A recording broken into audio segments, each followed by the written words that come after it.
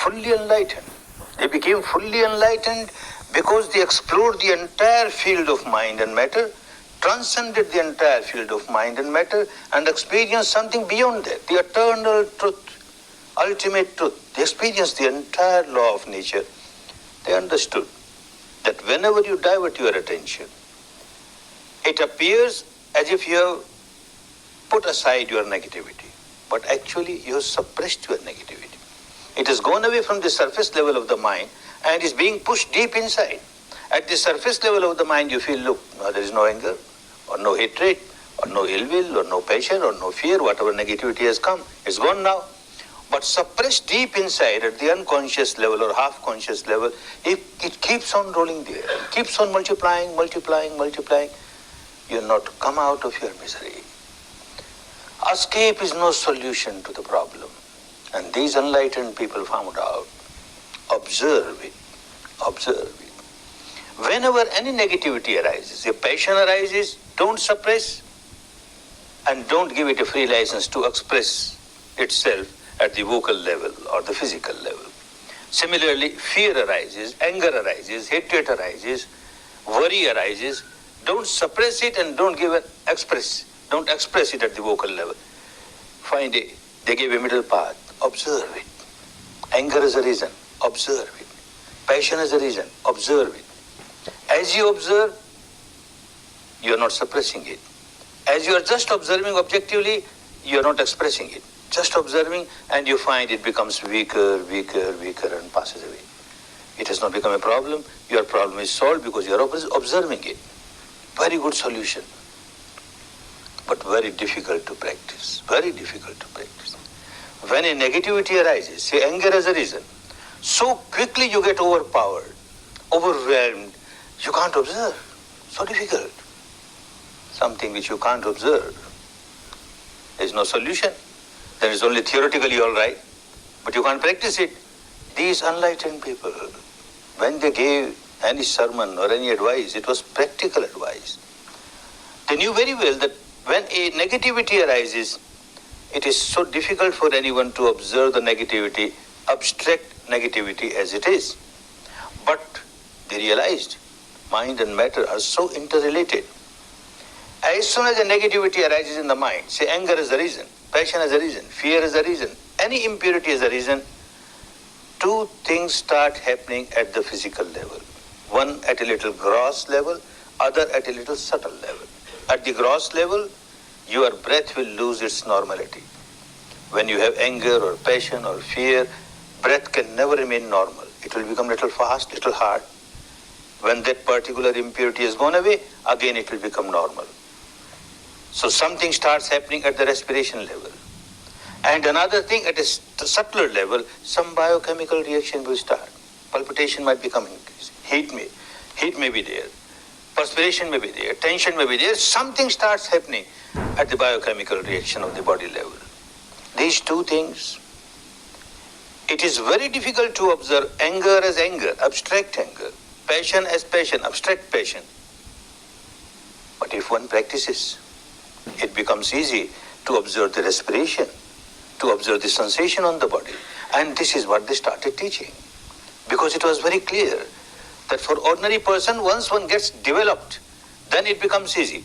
Even abstract anger, abstract passion can be observed objectively, otherwise not.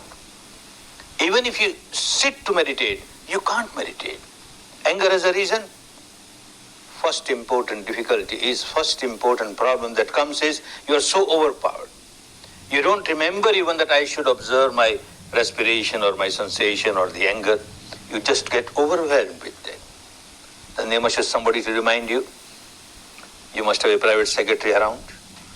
Whenever anger comes, his private secretary must remind you, oh, look, master, anger is coming. And as Buddha said, you observe your anger. Private secretary will work for 8 hours only in the day.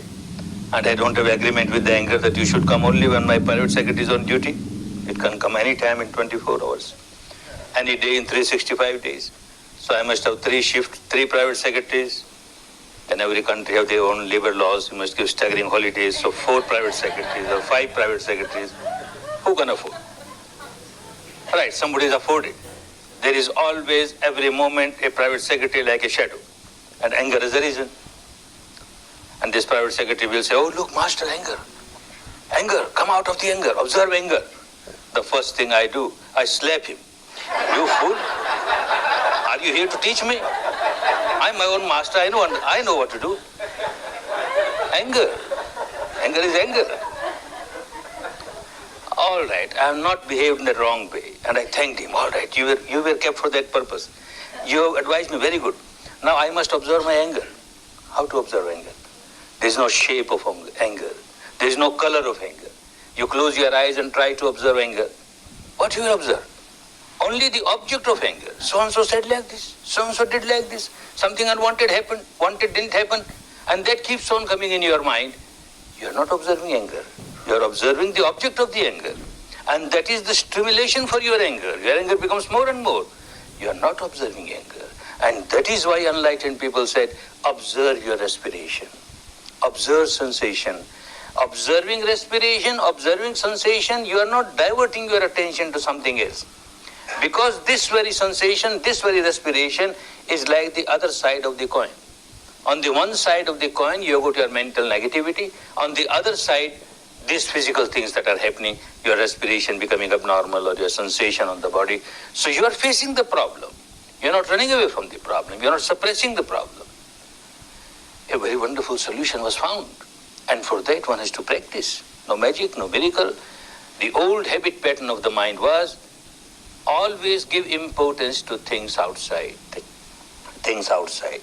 One never tried to understand what is happening inside. Vipassana helps you to see what is happening inside, which is more important than things happening outside. When all importance is given to things outside, then one always remains under the delusion that I am miserable because of things outside. I am miserable because so-and-so said like this or so-and-so did like this. All the cause of my misery I will keep on feeling is outside, outside, outside. A husband will say, if my wife changes a little, our house will become like a heaven. Everything will be all right. She has to change a little. And ask the wife.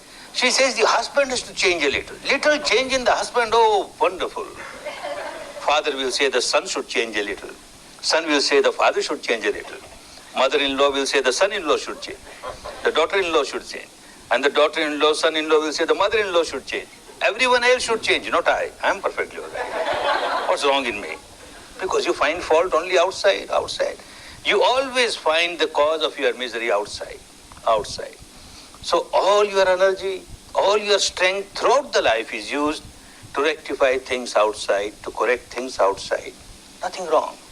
But big mistake that you are forgetting everything about yourself, what is happening inside. Your energy goes waste. First thing is that it is so difficult to change others. You have no control over others. How can you change others?